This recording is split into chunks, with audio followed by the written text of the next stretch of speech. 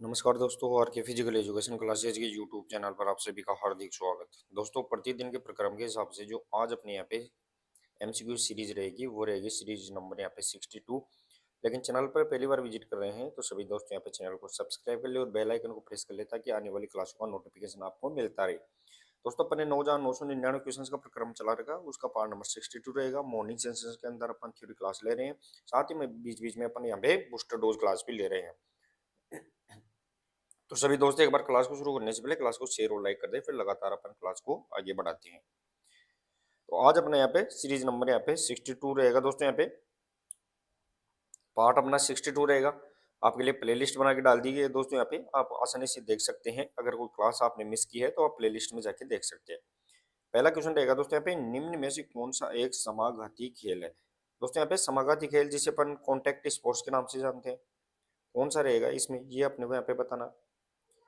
Boxing, wrestling, judo या उपरोक्त सभी।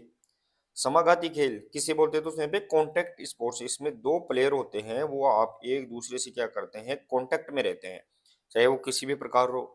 तो बॉक्सिंग में भी कॉन्टेक्ट होता है दोस्तों, यहाँ पे कुश्ती में भी कॉन्टेक्ट होता है, जूडो में भी कॉन्टेक्ट होता है। यहाँ पे question number 1 option number D correct answer रहेगा। क्वेश्चन नंबर 1 का option number D G correct answer यहाँ पे रहने वाला है। तो देखिए दोस्तों यहाँ पे कॉन्टेक्ट गेम होते हैं, उसमें समाघाती खेल होते हैं। वो क्या करते हैं, समाघाती खेलों में खिलाड़ियों के बीच शारीरिक संपर्क है वो यहाँ पे होता है, यानी उनके अंदर है वो क्या रहेगा, फिजिकल यहाँ पे इंटरेक्शन है वो यहाँ पे होता है। नेक्स्ट और आगे देखिए दोस्तों यहाँ पे क्वेश्चन नंबर 2 रहेगा अपना। क्वेश्चन नंबर 2 देखिए दोस्तों यहाँ पे कि किस देश ने फीफा विश्व कप 2018 की मेजबानी की थी। दोस्तों अपन पुरानी क्वेश्चंस भी अपन ला रहे हैं ताकि पता नहीं एग्जामिनर का जो मूड होता है वो किस प्रकार अपने को यहाँ पे मैच के तरीके के आधार पर क्वेश्चन दे दे, मिलाने वाली क्वेश्चन दे दे, तो अपने को यहाँ पे पुरानी क्वेश्चंस भी अपन रिपीट करते रहेंगे। क्वेश्चन नंबर यहाँ पे 2 option number A is correct answer रहेगा दोस्तों। यहाँ पे कि रूस के अंदर ध्यान रखना है, वो यहाँ पे फीफा विश्व कप 2018 यहाँ पे आयोजित किया गया था। ये प्रत्येक 4 साल बाद आयोजित होता है, 2022 2026 इस प्रकार है वो फीफा विश्व कप यहाँ पे आयोजित होता है। तो देखिए दोस्तों यहाँ पे फीफा विश्व कप है वो प्रत्येक 4 साल के बाद में क्या किया जाता है, कंडक्ट आयोजित करवाया जाता है। नेक्स्ट और आगे क्वेश्चन नंबर 3 देखिए दोस्तों। यहाँ पे क्वेश्चन नंबर 3 इंपॉर्टेंट रहेगा दोस्तों। बाहरी भार क्या होता है, यानी एक्सटर्नल लोड है वो क्या होता है, वो अपने को यहाँ पे बताना है दोस्तों। यहाँ पे लोड की प्रकृति पूछी गई है दोस्तों। एक इंटरनल लोड होता है, एक एक्सटर्नल लोड होता है। तो यहाँ पे जो बाहरी भार है, एक्सटर्नल लोड पूछा गया है, क्या होता है, हृदय गति दर बढ़ना, परिश्रांति लक्षण, किए गए कार्य का परिणाम, या इनमें से कोई नहीं। और सभी दोस्त जुड़ गए हैं वो क्लास को एक बार सभी दोस्त शेयर भी कर दे और लाइक भी कर दे दोस्तों। तो बाहरी भार दोस्तों यहाँ पे लोड होता है, वो लोड दो प्रकार का रहेगा। एक यहाँ पे इंटरनल लोड होता है और यहाँ पे एक होता है यहाँ पे एक्सटर्नल लोड। यहाँ पे इंटरनल और यहाँ पे एक्सटर्नल लोड यहाँ पे रहते हैं। तो एक्सटर्नल लोड की बात करें तो यहाँ पे कार्य का परिणाम यहाँ पे रहेगा, किए गए कार्य का कुल परिणाम। Question number 3 option number C correct answer यहाँ पे रहेगा। साथ ही में दोस्तों यहाँ पे हृदय गति है और परिश्रमी लक्षण है, या इंटरनल लोड के यहाँ पे लक्षण होते हैं। फैक्ट देखिए दोस्तों यहाँ पे फैक्ट दिया गया है कि बाहरी प्रशिक्षण में किए गए कार्य की मात्रा को दर्शाती है, यानी जितना भी अपन कार्य करते हैं, दौड़ना कूदना चलना, वो सब एक्सटर्नल लोड की श्रेणी में यहाँ पे आता है। नेक्स्ट और आइए क्वेश्चन नंबर 4 देखिए दोस्तों कि विलियम बहने जानी जाती है। विलियम बहने जिसे अपन विलियम सिस्टर्स के नाम से जानते हैं, ये किस लिए जानी जाती है, वो अपने को यहाँ पे बताना है। बैडमिंटन के लिए, लॉन टेनिस, टेबल टेनिस या घुड़सवारी के लिए। क्वेश्चन नंबर 4 के अंदर बताना है। क्लास को भी शेयर करते रहे सभी दोस्त। तो देखिए दोस्तों यहाँ पे विलियम्स बेनले हैं, दोनों सिस्टर्स है। क्वेश्चन नंबर यहाँ पे 4 option number B correct answer रहेगा दोस्तों। यहाँ पे कि लॉन टेनिस से रिलेटेड दोनों प्लेयर रहेंगे। अब दोनों प्लेयर कौन कौन है दोस्तों यहाँ पे, तो दोनों प्लेयर को अपने को यहाँ पे ध्यान रखना है दोस्तों। यहाँ पे एक है सेरेना विलियम्स और दूसरी है विंस विलियम, दोनों विश्व प्रसिद्ध है वो यहाँ पे टेनिस खिलाड़ी यहाँ पे रहने वाली है, अपने को यहाँ पे याद रखना है। नेक्स्ट और आगे देखिए दोस्तों यहाँ पे क्वेश्चन नंबर 5 रहेगा दोस्तों कि निम्न में से कौन सा चाल का रूप है। चाल की बात कर रहे हैं दोस्तों अपन, which is following in from of movement की बात कर रहे हैं। चाल का रूप कौन सा रहेगा दोस्तों, जो मोटर कंपोनेंट्स होती है, speed, strength, endurance, flexibility, coordination, ability, उनकी अपने यहाँ पे बात कर रहे हैं। तो उनमें से जो चाल की बात करें तो यहाँ पे स्पीड रहेगी। यहाँ पे चाल के रूप कौन सा रहेगा, रिएक्शन टाइम है, एक्सेलरेशन एबिलिटी है, लोकोमोटर मोमेंट है, ये उपरोक्त सभी। Question number 5, option number D is correct answer रहेगा दोस्तों। यहाँ पे उपरोक्त सभी ध्यान रखना है, यहाँ पे चाल के रूप रहेंगे, चाहे वो रिएक्शन टाइम हो, प्रतिक्रिया समय हो, त्वरण क्षमता, एक्सीलरेशन एबिलिटी और लोकोमोशन चाल है, वो सभी इससे यहाँ पे चाल से रिलेटेड रहेंगे। फैक्ट भी दिया गया है दोस्तों, यहाँ पे फैक्ट है, यहाँ पे option number D is correct answer रहेगा, लेकिन फैक्ट लोकोमोशन से संबंधित दिया गया कि लोकोमोशन में चाल, चलना, दौड़ना, कूदना शामिल होता है। तो यहाँ पे option number D is correct answer रहेगा दोस्तों। यहाँ पे तीनों ही प्रकार यहाँ पे रहने वाले हैं। नेक्स्ट और आगे क्वेश्चन नंबर 6 देखिए दोस्तों। क्वेश्चन नंबर 6 है कि संतुलित आहार क्या है, what is the balance diet की बात करें। अब ऑप्शन में दोस्तों आपको ज्यादा इजी दिया गया है कि बैलेंस डाइट क्या है, तो कुपोषण है, संतुलित आहार है, भारी आहार है या उपरोक्त सभी। तो अपन इनमें देखें तो क्वेश्चन नंबर 6 ऑप्शन नंबर यहाँ पे इजीली बी रहेगा कि संतुलित आहार है, वो संतुलित आहार ही रहेगा, बैलेंस डाइट रहेगी। लेकिन इसमें आता क्या क्या है, वो आहार है जिसमें अपन कार्बोहाइड्रेट, वसा, प्रोटीन, खनिज लवण और मिनरल्स होते हैं जितने भी, उनका अपन सही अनुपात के अंदर अपन यूज करते हैं, तो वो यहाँ पे बैलेंस डाइट कहलाती है। फैक्ट देख सकते हैं दोस्तों यहाँ पे, तो यहाँ पे संतुलित आहार में सभी पोषक तत्व उचित मात्रा, मैंने बताया था दोस्तों यहाँ पे उचित मात्रा के अंदर, चाहे कार्बोहाइड्रेट हो, प्रोटीन हो, फैट हो, मिनरल्स हो, वाटर हो, ये सभी क्या है उपरोक्त यहाँ पे रेशियो के अंदर यहाँ पे रहने चाहिए। नेक्स्ट और आगे क्वेश्चन नंबर 7 देखिए दोस्तों। क्वेश्चन नंबर 7 रहेगा अपना, ग्रामीण खेल प्रोग्राम कब आरंभ किया गया था। दोस्तों ग्रामीण खेल प्रोग्राम की बात कर रहे हैं अपन, वो कब आरंभ किया गया था, यानी रूरल स्पोर्ट्स प्रोग्राम की बात कर रहे हैं अपन दोस्तों। यहाँ पे क्वेश्चन नंबर यहाँ पे 7 के अंदर बताना है ग्रामीण खेल प्रोग्राम कब आरंभ किए गए थे। क्वेश्चन नंबर यहाँ पे 7 option number B correct answer रहेगा दोस्तों। यहाँ पे 1970 के अंदर है वो यहाँ पे ग्रामीण खेलों की शुरुआत की गई थी। और ये ध्यान रखना दोस्तों यहाँ पे टैलेंट आइडेंटिफिकेशन यहाँ पे स्कीम थी, यानी ग्रामीण प्रतिभाओं को निखारने के लिए ये योजना चालू की गई थी। देखिए दोस्तों यहाँ पे ग्रामीण खेलों में ग्रामीण प्रतिभा को बढ़ावा देने के लिए है, ग्रामीण जो प्रतिभाएं होती है उनको यहाँ पे सर्च करने के लिए स्पोर्ट्स टैलेंट यहाँ पे स्कीम थी, ये अपने को यहाँ पे याद रखना है। नेक्स्ट और आगे क्वेश्चन नंबर 8। क्वेश्चन नंबर 8 देखिए दोस्तों यहाँ कि शिक्षण का सिद्धांत या पद्धति कौन सा है, which is the teaching principle है वो या मेथड है वो कौन सा रहेगा, वो अपने को यहाँ पे बताना है। सेल्फ प्रिपरेशन है, पंचुअलिटी है, सिंपल टू कॉम्प्लेक्स है या उपरोक्त सभी। दोस्तों जो शिक्षण के सिद्धांत होते हैं उनके लिए है वो सबसे पहले शिक्षक को क्या करना चाहिए, सेल्फ प्रिपरेशन करना चाहिए, क्या पढ़ाने वाला है क्लास के अंदर या टीचिंग के अंदर। साथ ही में पंचुअलिटी टाइम का टाइम बाउंडेशन से, और यहाँ पे इजी टू यहाँ पे सिंपल टू कॉम्प्लेक्स है वो पढ़ाना चाहिए। तो क्वेश्चन नंबर यहाँ पे 8 option number D correct answer यहाँ पे रहने वाला है। तो ये प्रिंसिपल है, मेथड है वो यहाँ पे टीचिंग्स के रहने वाले हैं। देखिए दोस्तों यहाँ पे इनमें सबसे महत्वपूर्ण, अगर इनमें भी देखा जाए तो सबसे अच्छा है वो शिक्षण में सरल से जटिल की ओर जाना एक महत्वपूर्ण सिद्धांत है। हालांकि सिद्धांत कंप्लीट पूरे रहेंगे दोस्तों, फैक्ट से आप रिलेटेड करें ना देखे, जो फैक्ट अलग होगा मैं खुद यहाँ पे बता दूंगा आपको कि ये फैक्ट है थोड़ा अलग है। तो यहाँ पे फैक्ट रहेगा वो यहाँ पे तीनों ही इसके सिद्धांत रहेंगे, उत्तर तो यहाँ पे ऑप्शन नंबर डी रहेगा। लेकिन यहाँ पे जो व्याख्या की गई है वो यहाँ पे सी ऑप्शन की यहाँ पे की गई है, तो आप इसमें बिल्कुल भी कंफ्यूज ना हो। नेक्स्ट और आगे क्वेश्चन नंबर 9 देखे दोस्तों, प्रथम बार ओलंपिक झंडा कब फहराया गया। दोस्तों ये क्वेश्चन अपन बार बार यूज करते हैं और मेरे हिसाब से दोस्तों ऐसे एजुकेशन है बहुत बार आते हैं और आप इसमें गलती भी कर देते हैं। हालांकि अपन ने इसमें ऑप्शन ऐसे नहीं डाले हैं, नहीं तो अपन ने ऑप्शन यहाँ पे 1913, 1914 और फिर 1916 और 20 डालते, तब आप कंफ्यूजिंग की श्रेणी में आ सकते थे। लेकिन यहाँ पे सीधा सीधा रहेगा दोस्तों, यहाँ पे प्रथम बार है ओलंपिक झंडा है वो कब फहराया गया था। Question number 9 option number B correct answer रहेगा दोस्तों। यहाँ पे 1920 का जो एंटवर्प ओलंपिक था वो एंटवर्प ओलंपिक के अंदर है, पहली बार इसका यहाँ पे यूज किया गया था। अब देखिए दोस्तों यहाँ पे ओलंपिक ध्वज में 5 रिंग होती है जो 5 महाद्वीप है उनका यहाँ पे प्रतिनिधित्व करते हैं, ये भी अपने को यहाँ पे याद रखना है। नेक्स्ट और आइए क्वेश्चन नंबर 10। क्वेश्चन नंबर 10 रहेगा दोस्तों यहाँ पे कि प्रशिक्षण सत्र की न्यूनतम अवधि क्या कहलाती है, क्या होती है। दोस्तों यहाँ पे जो मिनिमम टाइम ड्यूरेशन है वो ट्रेनिंग सेशन का कितना हो सकता है वो अपने को यहाँ पे बताना है।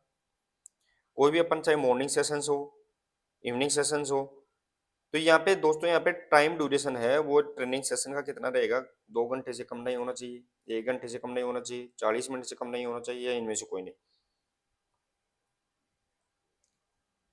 क्वेश्चन नंबर यहाँ पे 10 के अंदर बताना है, option number C correct answer रहेगा दोस्तों। यहाँ पे कि 40 मिनट से कम कोई भी सेशन यहाँ पे नहीं होना चाहिए, मिनिमम है वो अपने को क्या लेना चाहिए दोस्तों यहाँ पे, तो 40 मिनट का सेशन तो अपने को यहाँ पे लेना ही लेना है।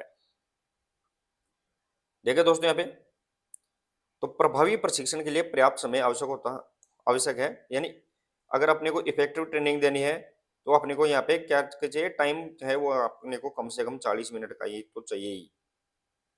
नेक्स्ट और आइए क्वेश्चन नंबर 11। क्वेश्चन नंबर 11 देखें दोस्तों कि वाईएमसीए का पूर्ण रूप क्या है।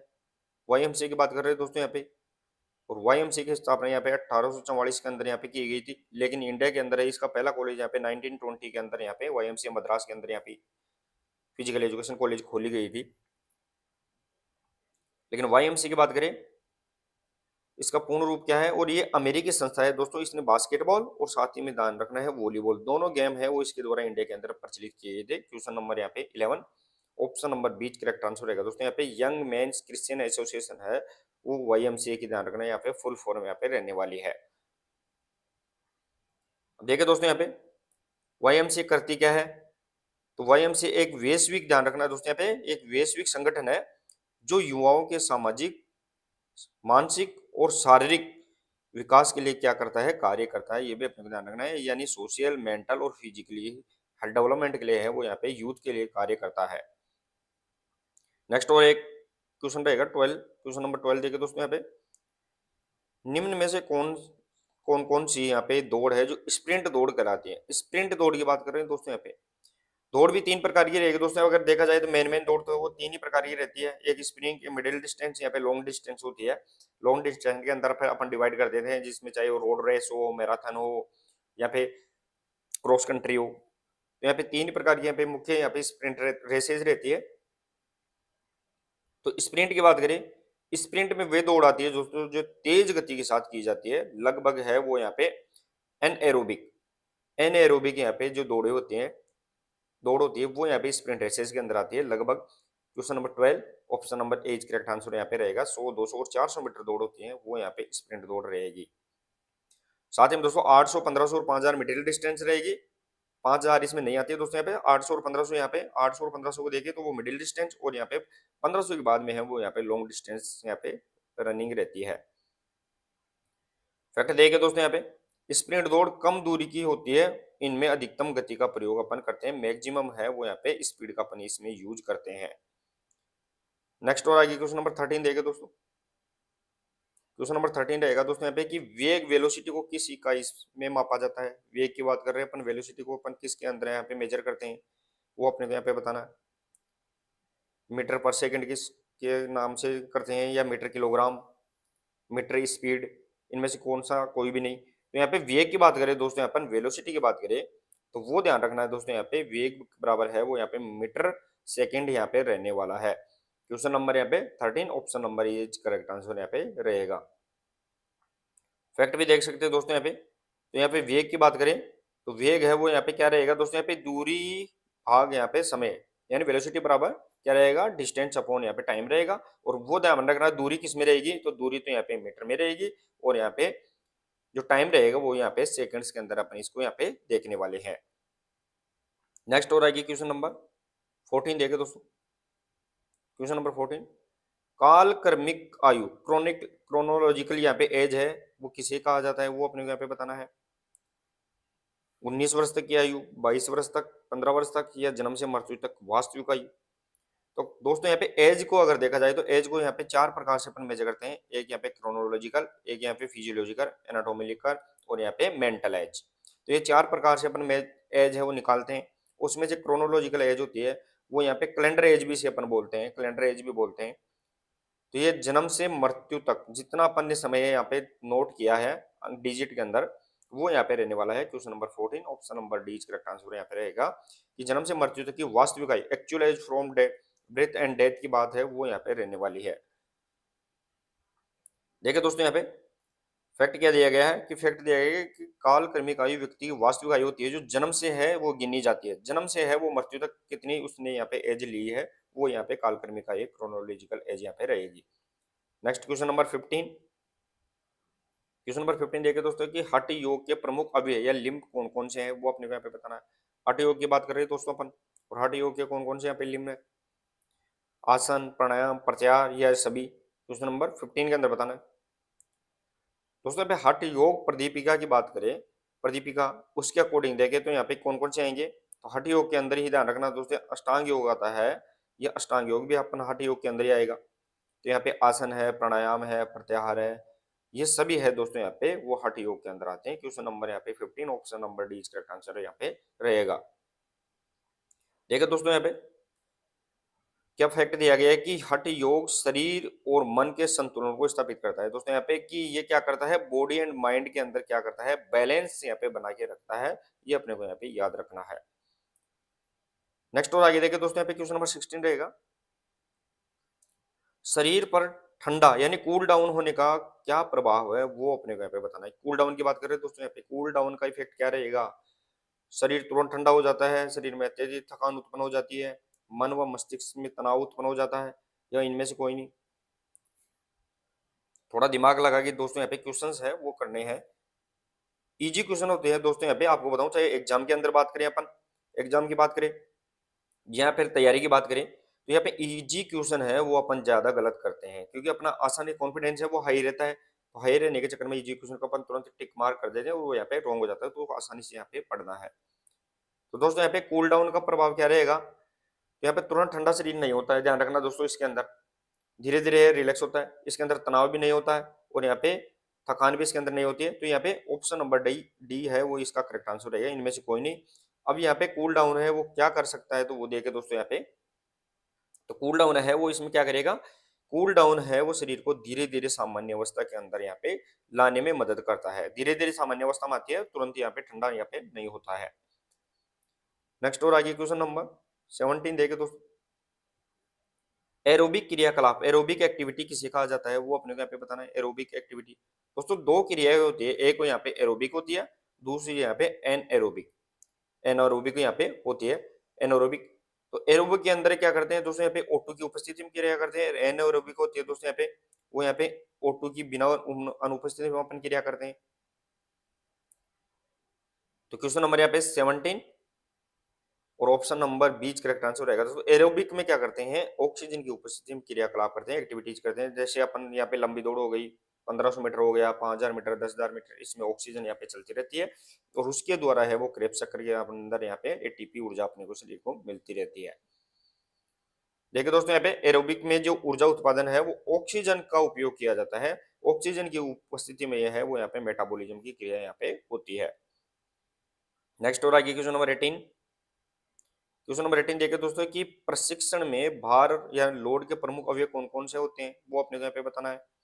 प्रशिक्षण की बात करें, ट्रेनिंग के अंदर है, उसमें जो लोड के फैक्टर है वो यहाँ पे लोड के मेन कंपोनेंट्स है वो कौन कौन से रहेंगे, इंटेंसिटी, वॉल्यूम, एक्सटर्नल, इंटरनल, इष्टतम या विशिष्ट भार, जिसे अपन क्रेस्ट लोड के नाम से भी जानते हैं।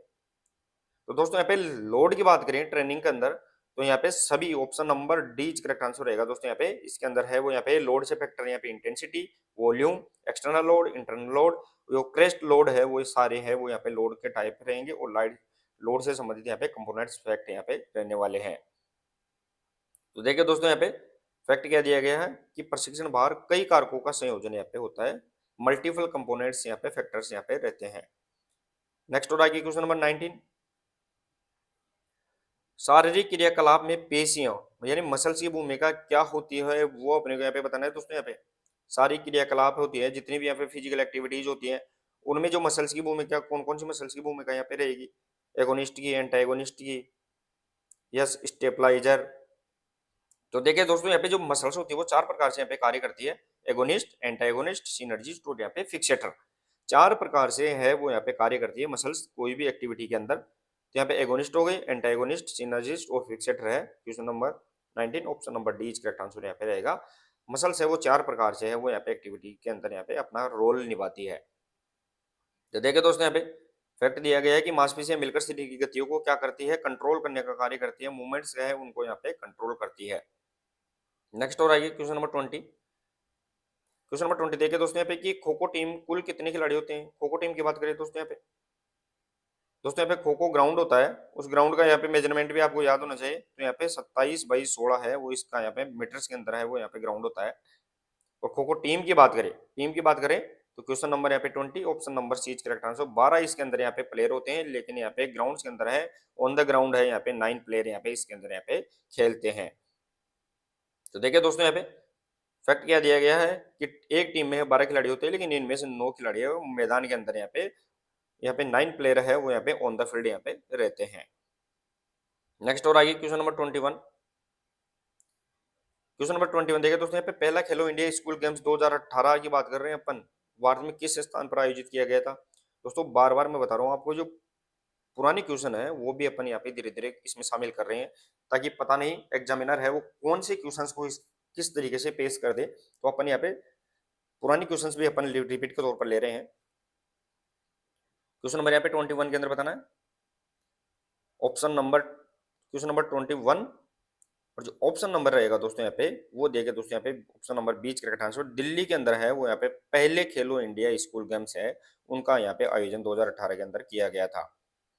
अब देखिए दोस्तों यहाँ पे फैक्ट क्या दिया गया है, फैक्ट दिया गया है कि खेलो इंडिया कार्यक्रम का उद्देश्य वो देश में खेल प्रतिभा को बढ़ावा देना है। यहाँ पे ध्यान रखना है, प्रमोट है वो स्पोर्ट्स टैलेंट को प्रमोट करने के लिए है वो यहाँ पे खेलो इंडिया कार्यक्रम चलाए गए हैं। अब तो दोस्तों खेलो इंडिया स्कूल गेम्स, खेलो इंडिया यूनिवर्सिटी गेम्स, ये अनेक प्रकार के खेलो इंडिया यूथ गेम्स, यहाँ पे बहुत से फैक्टर इसके चलाए गए हैं। नेक्स्ट और आगे क्वेश्चन नंबर 22। क्वेश्चन नंबर 22 देखे दोस्तों यहाँ पे कि लॉर्डोसिस नामक शारीरिक विकृति मानव शरीर के किस भाग में आती है। दोस्तों यहाँ पे किस भाग में आती है, और ये विकृति किससे संबंधित है दोस्तों यहाँ पे, तो रीढ़ की हड्डी से संबंधित विकृति होती है, यानी वर्टिब्रल कॉलम है उनसे संबंधित है यहाँ पे, स्पाइनल वर्टिब्रा होती है उनसे संबंधित यहाँ पे बीमारी होती है। तो दोस्तों यहाँ पे काइपोसिस हो गई, लॉर्डोसिस हो गई, स्कोलिसिस हो गई, तो ये किससे संबंधित है, रीढ़ की हड्डी से संबंधित बीमारी है। तो रीढ़ की हड्डी के अंदर है दोस्तों यहाँ पे जो सर्वाइकल भाग होता है, थोरेसिक, फिर आता है लंबर वाला भाग। तो लंबर वाला भाग है वो आगे की तरफ निकल के आ जाता है, पीछे है पीठ में क्या बन जाता है, होल या गैप बन जाता है, जिससे है वो लॉर्डोसिस विकृति आ जाती है। Question number 22 option number C correct answer यहाँ पे रहेगा। लंबर रीजन है, लंबर क्षेत्र है उसमें है वो यहाँ पे आगे की तरफ है रीढ़ की हड्डी निकल के आ जाती है। देखिए दोस्तों यहाँ पे तो लॉर्डोसिस है वो रीढ़ की हड्डी के निचले भाग असामान्य वक्रता होती है, निचले भाग की बात कर रहे हैं, लोअर यहाँ पे जिसमें कवर्चर है वो यहाँ पे लोअर स्पाइन के अंदर यहाँ पे रहता है। नेक्स्ट और आगे question number 23। National institute of sports NIS Bharat में कहाँ स्थित है, वो अपने को यहाँ पे बताना है। अब देखिए दोस्तों यहाँ पे एनआईएस की बात करें तो एनआईएस की स्थापना है, नेशनल इंस्टीट्यूट ऑफ स्पोर्ट्स की बात करें इसकी स्थापना 1961 के अंदर की गई थी। बाद में इसमें एनएस एनआईएस यहाँ पे इसके अंदर यहाँ पे कर दिया गया था, जो यहाँ पे 1973 के अंदर यहाँ पे इसमें कर दिया गया था। लेकिन बात करें तो इसकी शुरुआत question number 23 option number C correct answer Patiala के अंदर ध्यान रखना दोस्तों, यहाँ पे एनएस एनआईएस की स्थापना 1961 के अंदर यहाँ पे की गई थी। देखिए दोस्तों यहाँ पे फैक्ट क्या दिया गया है कि एनआईएस पटियाला भारत का प्रमुख खेल प्रशिक्षण यहाँ पे स्पोर्ट्स ट्रेनिंग इंस्टीट्यूट है वो यहाँ पे रहता है, इसके द्वारा है यहाँ पे कोचेज की ट्रेनिंग यहाँ पे दी जाती है। नेक्स्ट और आगे क्वेश्चन नंबर 24 देखिए दोस्तों, क्वेश्चन नंबर 24। प्रसिद्ध टेनिस खिलाड़ी रोजर फेडरर किस देश के नागरिक है। रोजर, हालांकि रोजर फेडरर की बात करें तो यहाँ पे गेम्स कौन सा है, सबसे पहले तो इसका ध्यान रखना दोस्तों, यहाँ पे टेनिस इनका गेम है, और ये किस देश के यहाँ पे खिलाड़ी रहेंगे वो भी अपने को यहाँ पे बताना है। तो यहाँ पे स्पेन, स्वीडन, इंग्लैंड या स्विट्जरलैंड इंपॉर्टेंट रहेगा दोस्तों। यहाँ पे क्वेश्चन नंबर यहाँ पे 24 के अंदर बताना है, और option number D correct answer यहाँ पे रहेगा दोस्तों, यहाँ पे स्विट्जरलैंड से रोजर फेडरर है वो यहाँ पे स्विट्जरलैंड का यहाँ पे खिलाड़ी रहने वाला है। देखिए दोस्तों यहाँ पे तो रोजर फेडरर टेनिस इतिहास के महान खिलाड़ियों में गिने जाते हैं, ये ध्यान रखना दोस्तों, यहाँ पे टेनिस के जितने भी यहाँ पे पॉपुलर खिलाड़ी है, ब्रांडेड खिलाड़ी है, उनमें है वो इनको यहाँ पे नाम लिया जाता है। नेक्स्ट और आगे देखिए दोस्तों यहाँ पे क्वेश्चन नंबर 25 सूर्य नमस्कार। दोस्तों यहाँ पे क्वेश्चन नंबर 25 की बात कर रहे हैं अपन कि सूर्य नमस्कार के संबंध में निम्नलिखित में से कौन सा कथन सही है। सही है की बात कर रहे हैं दोस्तों, वो ही आपने बताना है अपने को। सूर्य नमस्कार सूर्य देव के सामने किया जाता है, ये एक केवल एक नमस्कार क्रिया है, इसमें 12 आसनों का क्रमबद्ध अभ्यास होता है, यह उपरोक्त सभी। तो चलिए दोस्तों यहाँ पे सूर्य नमस्कार है वो अपन लगभग यहाँ पे सूर्य देव के सामने ही करते हैं, बीच में भी कर सकते, कोई इश्यू बड़ा नहीं है इसके अंदर यहाँ पे, लेकिन यहाँ पे केवल सूर्य नमस्कार क्रिया है ये भी गलत है, लेकिन इसके अंदर है दोस्तों यहाँ पे वो 12 आसन है वो स्टेप बाय स्टेप अपन करते हैं। ये इसका इंपॉर्टेंट फैक्ट यहाँ पे रहेगा। तो क्वेश्चन नंबर यहाँ पे 25, ऑप्शन नंबर यहाँ पे सी इसका करेक्ट आंसर यहाँ पे रहेगा। देखो दोस्तों यहाँ पे फैक्ट क्या दिया गया है कि सूर्य नमस्कार एक संपूर्ण शारीरिक व्यायाम है जिसमें 12 अवस्थाएं यहाँ पे होती है। लेकिन ये सूर्य नमस्कार है वो सूर्य भगवान को याद करके किया जाता है, लेकिन उसके सामने करना है वो कोई जरूरी यहाँ पे नहीं होता है। नेक्स्ट और आगे क्वेश्चन नंबर 26। क्वेश्चन नंबर 26 देखे दोस्तों यहाँ पे कि राष्ट्रीय खेल दिवस भारत में राष्ट्रीय खेल दिवस नेशनल स्पोर्ट्स डे पहली बार किस वर्ष मनाया गया था, वो अपने को यहाँ पे बताना है। नेशनल स्पोर्ट्स डे की बात करें दोस्तों यहाँ पे प्रतिवर्ष कब मनाया जाता है, कौन सी तारीख को, तो 29 अगस्त को यहाँ पे प्रतिवर्ष नेशनल स्पोर्ट्स डे अपन मनाते हैं। मेजर ध्यानचंद जी की जयंती के अवसर पर अपन इसको मनाते हैं। और इस दिन है वो अनेक यहाँ पे जो स्पोर्ट्स अवार्ड होते हैं वो अपन देते हैं, राष्ट्रपति जी के द्वारा, प्रेसिडेंट के द्वारा दिए जाते हैं। तो क्वेश्चन नंबर यहाँ पे 26, option number A is correct answer. 2012 से है वो ध्यान रखना है दोस्तों, यहाँ पे राष्ट्रीय खेल दिवस अपन यहाँ पे मना रहे हैं। अब देखिए दोस्तों यहाँ पे फैक्ट इंपोर्टेंट दिए गए हैं, फैक्ट एक बार आप देखिए। फैक्ट क्या दिए गए हैं दोस्तों यहाँ पे, तो फैक्ट दिए गए हैं कि राष्ट्रीय खेल दिवस 29 अगस्त को मनाया जाता है और मेजर ध्यानचंद जी के जन्म दिवस पर अपन इसको कंडक्ट करते हैं, मनाते हैं। वो अपने को यहाँ पे ध्यान रखना है, प्रतिवर्ष का मनाते हैं, तो 29 अगस्त को नेशनल स्पोर्ट्स डे अपन यहाँ पे आयोजित करते हैं। उद्देश्य क्या है, तो उद्देश्य देखिए दोस्तों मेजर ध्यानचंद जी को श्रद्धांजलि देना और खेल संस्कृति को बढ़ावा देना, ये इसको उद्देश्य रहेगा। पुरस्कार है, तो पुरस्कार देखिए दोस्तों यहाँ पे, तो इस दिन है राष्ट्रपति के द्वारा है वो मेजर ध्यानचंद खेल रत्न पुरस्कार दिया जाता है। साथ ही में दोस्तों अर्जुन पुरस्कार, द्रोणाचार्य पुरस्कार जैसे प्रतिष्ठित अवार्ड होते हैं, जितने भी स्पोर्ट्स अवार्ड होते हैं वो लगभग है वो इस दिन यहाँ पे 29 अगस्त को प्रेसिडेंट यानी राष्ट्रपति के द्वारा यहाँ पे खिलाड़ियों को और कोचेज को यहाँ पे प्रदान किए जाते हैं। नेक्स्ट और आगे देखिए दोस्तों यहाँ पे क्वेश्चन नंबर 27 रहेगा। क्वेश्चन नंबर 27, एक मानक बास्केटबॉल का वजन लगभग कितना होता है। दोस्तों यहाँ पे बास्केटबॉल होती है, बार बार अपन इसके बारे में 2-3 बार देख भी लिया है। तो बास्केटबॉल का यहाँ पे स्टैंडर्ड वेट है वो यहाँ पे कितना रहेगा, वो अपने को यहाँ पे बताना। मानक वजन की बात कर रहे हैं। साथ ही में दोस्तों इसकी परिधि कितनी होती है, और यहाँ पे बास्केटबॉल का यहाँ पे जो कोर्ट है, इस कोर्ट की बात करें तो इसकी लंबाई चौड़ाई है वो यहाँ पे 28x15 यहाँ पे मीटर यहाँ पे रहेगी। 28 मीटर यहाँ पे लंबा और यहाँ पे 15 मीटर यहाँ पे चौड़ा रहने वाला है। साथ ही में दोस्तों यहाँ पे इसके अंदर सेंटर सर्किट और यहाँ पे गेम का स्टार्ट है वो यहाँ पे किसके द्वारा, जंप बॉल के द्वारा है, जंप थ्रो के द्वारा है इसका, यहाँ पे जंप बॉल के द्वारा इसको गेम को स्टार्ट किया जाता है। क्वेश्चन नंबर यहाँ पे 27, option number C correct answer रहेगा दोस्तों यहाँ पे कि 600 से 650 ग्राम, ध्यान रखना दोस्तों यहाँ पे option number 27 C is correct answer. 600 से 650 ग्राम। बिटवीन की बात करें दोस्तों अपन लोअर एंड बिटवीन, लेकिन यहाँ पे कितना भी हो सकता है, लेकिन वो ध्यान रखना है दोस्तों यहाँ पे अलग अलग यहाँ पे फैक्ट के आधार पर इसमें यहाँ पे साइज का यूज किया जाता है। देखिए दोस्तों यहाँ पे आपको समझ में आ जाएगा। तो 600 से 650 ग्राम अपन मैक्सिमम और लोअर लिमिट ले लिए हैं, लेकिन ये बॉल की साइज के अकॉर्डिंग पुरुषों के पेशेवर बास्केटबॉल है जो सीनियर्स के लिए वो साइज नंबर 7 यूज करता है फीबा। उसमें जो मानक वजन होता है वो 567 से लेके 650 तक होता है, यानी 20 से 22 औंस के बीच होता है। इसकी परिधि है वो यहाँ पे 75 से 76 सेंटीमीटर या फिर 29.5 इंच है वो इसकी यहाँ पे क्या रहेगी बॉल की परिधि। महिलाओं के लिए वो बॉल नंबर 6 साइज नंबर 6 का यूज करते हैं अपन, वो 510 से लेके 567 ग्राम यहाँ पे इसका वजन होता है। लेकिन देखिए दोस्तों यहाँ पे कि जो आधिकारिक तौर पर है वो जो इसकी बास्केटबॉल की संस्था है फीबा और यहाँ पे एनबीए नेशनल बास्केटबॉल एसोसिएशन है, वो दोनों ही है वो यहाँ पे साइज नंबर 7 का उपयोग करती है। साइज नंबर 7 होती है जिसका कितना यहाँ पे वजन होता है, तो 567 से 650 है। तो अकॉर्डिंग टू ऑप्शन देखे तो अपन यहाँ पे 600 से 650 इसका यहाँ पे वेट रहेगा। नेक्स्ट और आगे क्वेश्चन नंबर 28 देखिए दोस्तों। क्वेश्चन नंबर 28, निम्नलिखित में से कौन कौन से योग के प्रकार है। निम्नलिखित में अपने योग के प्रकार कौन कौन से है वो अपने यहाँ पे बताने। अब दोस्तों वैसे देखा जाए तो योग है वो अष्टांग योग रहेंगे, और इसके अलावा है वो 8 प्रकार के योग है वो अलग से करवाए जाते हैं, जिनमें भक्ति योग, क्रम योग, ज्ञान योग, राजयोग, लय योग, मंत्र योग, अपन इस प्रकार है वो 8 योग अलग से रहेंगे। तो भक्ति योग, क्रम योग, ज्ञान योग है वो यहाँ पे किसके प्रकार रहे, तो यहाँ पे option number D correct answer रहेगा दोस्तों। यहाँ पे योग के यहाँ पे टाइप्स रहने वाले हैं। फैक्ट दिया गया दोस्तों यहाँ पे, फैक्ट क्या दिया गया है कि योग के विभिन्न मार्ग आत्म विकास के लिए उपयोग किए जाते हैं, यानी ये किसके लिए, सेल्फ डेवलपमेंट के लिए है, वो यहाँ पे लीड किए जाते हैं, ये भी अपने को यहाँ पे याद रखना है।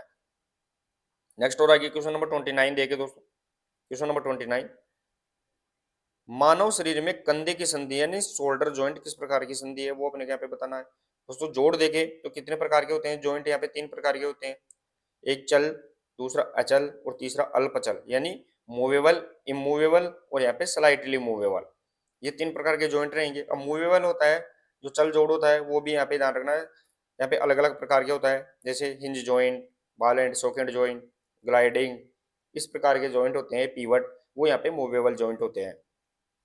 तो मानव शरीर में जो कंधे की संधि होती है, शोल्डर जॉइंट है, वो किस प्रकार का रहेगा दोस्तों, यहाँ पे saddle joint, pivot joint, ball and socket joint. Question number यहाँ पे 29, option number C correct answer रहेगा दोस्तों। यहाँ पे बॉल एंड सॉकेट जॉइंट, जिसे अपन 360 जॉइंट के नाम से जानते हैं दोस्तों, यहाँ पे 360 डिग्री, 360 डिग्री यहाँ पे जो मूवमेंट कर सकता है, रोटेट कर सकता है, उसे अपन यहाँ पे बॉल एंड सॉकेट के नाम से जानते हैं। देखिए दोस्तों यहाँ पे फैक्ट क्या दिया गया है, तो फैक्ट दिया गया है कि कंधे की संधि शरीर की सबसे अधिक गतिशील संधि होती है। सबसे ज्यादा मूवमेंट है वो 360, मैंने बताया दोस्तों, यहाँ पे 360 डिग्री मूवमेंट करने के लिए है वो यहाँ पे शोल्डर जॉइंट है, वो सबसे ज्यादा उपयोग यहाँ पे होता है। नेक्स्ट और आगे क्वेश्चन नंबर 30 देखे दोस्तों यहाँ पे। क्वेश्चन नंबर 30, न्यूटन के गति के नियम, कौन कौन से नियम शामिल है। न्यूटन के जो गति के नियम है उनमें कौन कौन से गति के नियम शामिल है।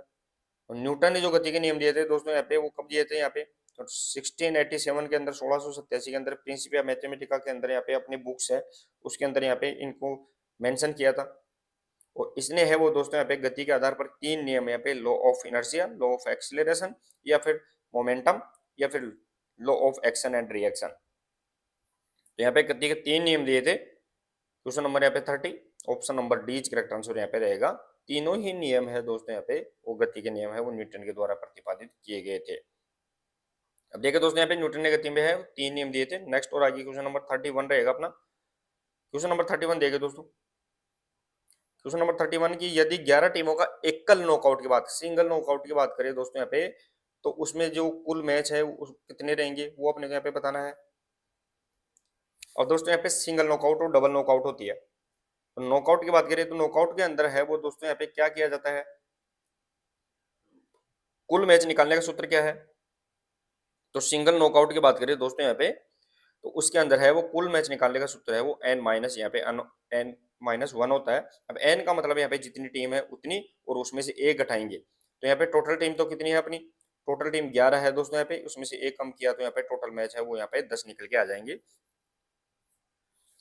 क्वेश्चन नंबर यहाँ पे 31 और ऑप्शन नंबर यहाँ पे बीच करेक्ट आंसर यहाँ पे रहेगा, यानी 10 मैच है वो यहाँ पे सिंगल नॉकआउट के अंदर यहाँ पे रहने वाले हैं।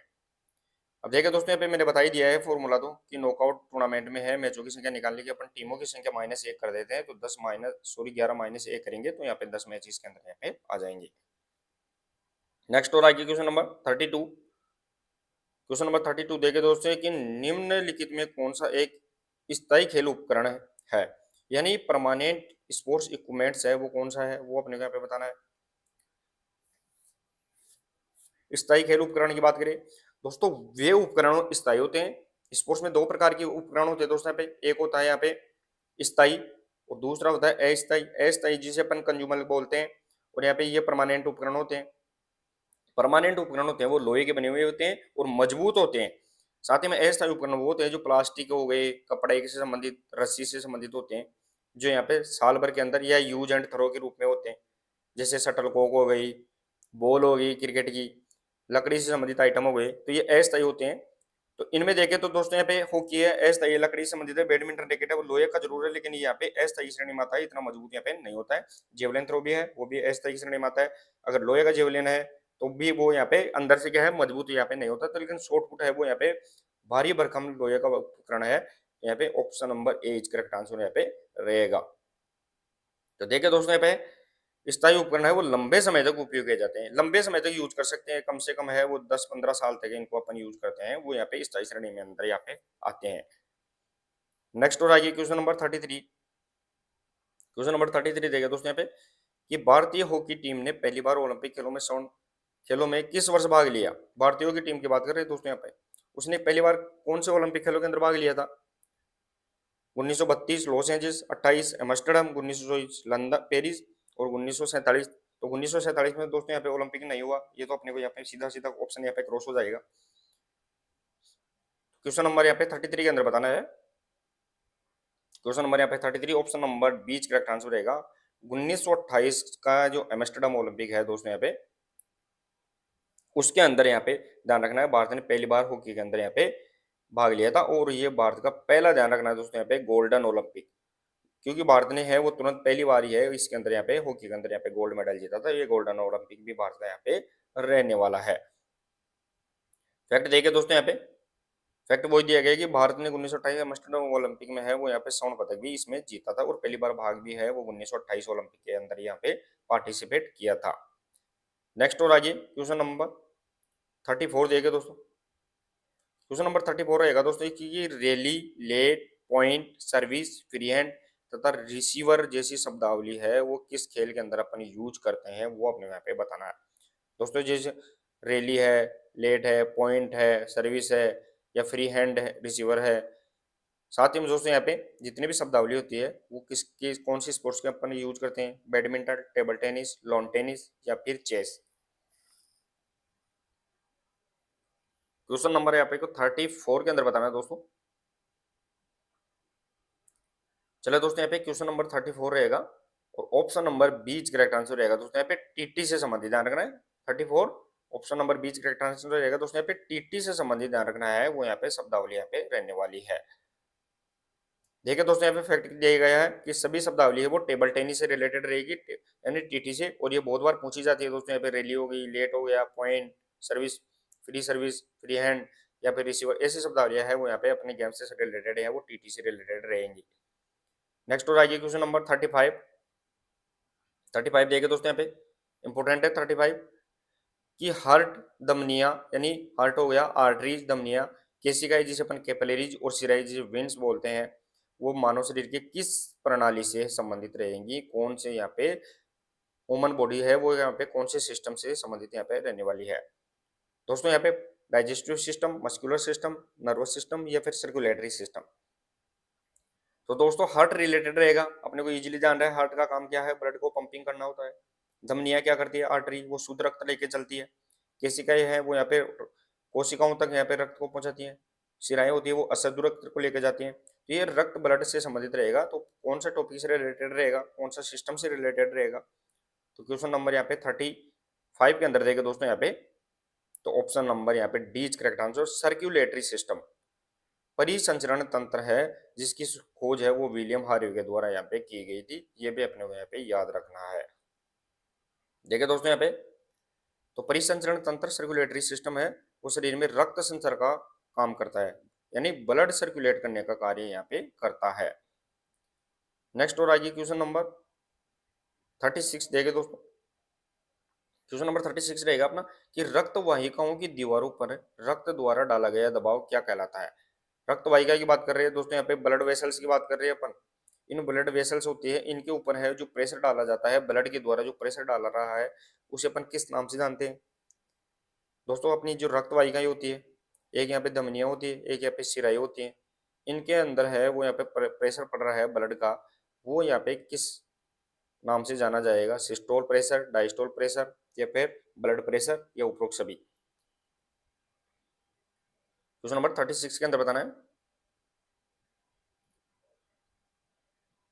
चलिए दोस्तों यहाँ पे क्वेश्चन नंबर अपना 36 रहेगा, option number C correct answer रहेगा दोस्तों। ब्लड प्रेशर है वो इसे बोला जाता है, और जो ये रक्त वाहिका की दीवारें होती हैं उनके ऊपर जो सिस्टोल और प्रेशर डायस्टोल है, उन जो प्रेशर होता है उसे ही अपने यहाँ पे ब्लड प्रेशर के नाम से जानते हैं। और इसके है जो यहाँ पे स्पिग्मोमेनोमीटर के द्वारा है, इसका यहाँ पे अपन क्या करते हैं, मेजर करते हैं। देखिए दोस्तों यहाँ पे फैक्ट क्या दिया गया है कि रक्तचाप स्वास्थ्य का महत्वपूर्ण संकेतक है। ब्लड प्रेशर है वो क्या करता है, इंपोर्टेंट हेल्थ इंडिकेटर है। अपने यहाँ पे अपनी बीपी है, ब्लड प्रेशर सही है तो अपना क्या है, स्वास्थ्य अच्छा है। अगर हाइपर हो गया या लोअर हो गया, हाइपरटेंशन, और यहाँ पे जो लोअर हो जाता है इस प्रकार है वो अपने यहाँ पे स्वास्थ्य के लिए घातक यहाँ पे सिद्ध रहता है। नेक्स्ट और आइए क्वेश्चन नंबर 37 देखिए दोस्तों यहाँ पे, निम्नलिखित में से कौन सी मास्टर ग्रंथि कहलाती है, मास्टर ग्लैंड है वो कौन सी ग्लैंड रहेगी। इजी क्वेश्चन है दोस्तों लेकिन बहुत बार पूछा जाता है। मास्टर ग्लैंड हो गई, जो सभी ग्रंथियों के ऊपर क्या करती है, कंट्रोल करने का कार्य करती है। लेकिन जो मास्टर ग्लैंड के ऊपर भी जो कंट्रोल करती है उसे अपन मास्टर ग्लैंड के नाम से जानते हैं, जिसे अपन हाइपोथैलेमस के नाम से जाना जाता है। क्वेश्चन नंबर यहाँ पे 37, option number A is correct answer रहेगा दोस्तों। पिट्यूटरी ग्लैंड है जो सबसे छोटी ग्रंथि भी यहाँ पे रहती है, उसे अपन मास्टर ग्लैंड के नाम से जानते हैं। फैक्ट देखे दोस्तों, यहाँ पे फैक्ट रहेगा कि पिट्यूटरी ग्रंथि है वो अंतःस्रावी एंडोक्राइन यहाँ पे ग्लैंड रहती है, और ये क्या करती है, अंतःस्रावी ग्रंथियों को क्या करती है, नियंत्रित करने का कार्य करती है, कंट्रोल करने का कार्य यहाँ पे करती है। नेक्स्ट और आगे क्वेश्चन नंबर 38 देखिए दोस्तों। क्वेश्चन नंबर 38, क्वेश्चन नंबर 38 रहेगा दोस्तों कि त्रिकोणी बैंडेज यानी ट्राइंगुलर जो बैंडेज होती है का उपयोग किन परिस्थितियों में किया जाता है, वो अपने यहाँ पे बताना है, बहुत बार पूछा जाता है दोस्तों। यहाँ पे त्रिकोणी बैंडेज की बात कर रहे हैं, ट्राइंगल यहाँ पे बैंडेज रहेगी जो हाथ की आर्म इंजरी है, रिस्ट इंजरी है, एल्बो इंजरी है, या उपरोक्त सभी के अंदर। क्वेश्चन नंबर यहाँ पे 38 के अंदर बताना दोस्तों, यहाँ पे जो त्रिकोणी बैंडेज होती है इंजरी के अंदर, तो यहाँ पे ध्यान रखना दोस्तों, हाथ की इंजरी होती है, आर्म इंजरी में भी यूज होती है, रिस्ट इंजरी कलाई की छोटी भाग होते हैं, कोहनी का जोड़ होता है, एल्बोज इंजरी है, उनके अंदर यहाँ पे उपरोक्त सभी इसका सही आंसर रहेगा। Question number 38 option number D correct answer यहाँ पे रहने वाला है। देखिए दोस्तों, यहाँ पे ये प्राथमिक क्या करता है दोस्तों, यहाँ पे तो ये प्राथमिक उपचार में अत्यंत उपयोगी होती है। फर्स्ट एड के अंदर है वो अपन भाग जल्दी से जल्दी है वो यहाँ पे त्रिकोणी बैंडेज अपन यूज करते हैं। नेक्स्ट और आगे क्वेश्चन नंबर 39, डेफिनेशन दी गई है दोस्तों यहाँ पे 39 के अंदर कि शारीरिक शिक्षा उन सभी परिवर्तनों का संयोजन है जो मोटर अनुभव से उत्पन्न होते हैं। मोटर की बात करें तो दोस्तों यहाँ पे किसकी बात कर रहे हैं, मोटर का कंपोनेंट्स है वो 5 प्रकार के, speed, strength, endurance, flexibility, coordination, ability. तो उनसे प्राप्त अनुभवों का योग है, ये किसके द्वारा दिया गया है डेफिनेशन, वो अपने को यहाँ पे बताना है। जेबिनेज, चार्ल्स बूथकर, आर कैसिडी या एस सी बक। शारीरिक शिक्षा क्या है, उन सभी परिवर्तनों का संयोजन है जो मोटर अनुभव से प्राप्त किए जाते हैं, उत्पन्न होते हैं। क्वेश्चन नंबर यहाँ पे 39 और ऑप्शन नंबर यहाँ पे सी करेक्ट आंसर रहेगा दोस्तों। आर कैसिडी के द्वारा है ये परिभाषा यहाँ पे दी गई है, ये अपने को यहाँ पे याद रखना है। अब देखिए दोस्तों, यहाँ पे फैक्ट क्या दिया गया है, तो फैक्ट दिया गया है कि ये परिभाषा मोटर अनुभव के तहत महत्व को दर्शाती है, यानी जो मोटर कंपोनेंट्स होते हैं, मोटर एक्सरसाइज होती है, एक्सपीरियंस होते हैं, उनको यहाँ पे सबसे ज्यादा अनुभव के तौर पर दर्शाती है। नेक्स्ट और आगे क्वेश्चन नंबर 40, क्वेश्चन नंबर 40 देखिए दोस्तों, भारत सरकार द्वारा खिलाड़ियों को दिया जाने वाला अर्जुन पुरस्कार किस वर्ष प्रारंभ किया गया था। इंपोर्टेंट है दोस्तों, यहाँ पे सीधी सीधी डेट पूछी गई है। तो देखिए दोस्तों, अर्जुन पुरस्कार के अलावा साथ ही में द्रोणाचार्य पुरस्कार है वो 1985 में दिया गया था। साथ ही में दोस्तों यहाँ पे मेजर ध्यानचंद खेल रत्न अवार्ड 1991-92 के अंदर, मेजर ध्यानचंद अवार्ड है, सॉरी ध्यानचंद अवार्ड है वो यहाँ पे 2002 के अंदर। साथ ही में दोस्तों यहाँ पे जो अर्जुन पुरस्कार है वो यहाँ पे question number 40 option number D is correct answer 1961 के अंदर है, वो यहाँ पे अर्जुन अवार्ड की शुरुआत किया गया था। तो ये अपने को सभी अवार्ड है वो याद रखने हैं। देखिए दोस्तों, यहाँ पे अर्जुन पुरस्कार है वो भारत का एक प्रमुख खेल सम्मान है, ये खिलाड़ियों को दिया जाता है, कोचेज को यहाँ पे नहीं दिया जाता है। तो चलिए दोस्तों, ये 40 क्वेश्चंस है वो अपने आज के एमसीक्यूज में सेलेक्ट किए थे। कितना स्कोर आप कर पाए हैं वो जरूर कमेंट करके बताइए। क्लास कैसी लगी वो भी आप बताइए, अगर क्लास अच्छी लगी तो क्लास को शेयर और लाइक जरूर करिए, और लास्ट में दोस्तों आप हाइप भी जरूर करके जाए। आप हाइप होता है दोस्तों यहाँ पे, जिससे मोटिवेशन यहाँ पे मिलता है। तो मिलते हैं नेक्स्ट क्लास के साथ, तब तक के लिए धन्यवाद, थैंक यू सो मच।